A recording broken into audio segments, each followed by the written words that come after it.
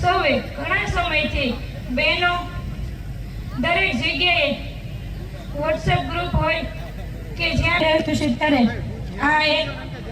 સમય એવો છે કે આ ઘડી એવી છે કે અમારા માટે ખૂબ આતુરતા હતી કે 9-10 મહિના સુધી બહેનો જે દિવસની રાહ જોતા હતા. આહિર સમાજના ભાઈઓએ તો ખૂબ ભેટ આપી છે, પણ આજે બહેનો જ્યારે કંઈક કરવા જઈ રહી છે, આ રાણીઓ આજે આહિર સમાજના રજવાડાને રૂડા કરવા જઈ રહ્યો છે. એ અડીખમ આહિર સમાજ આભને ટેકો દેવા આહિરો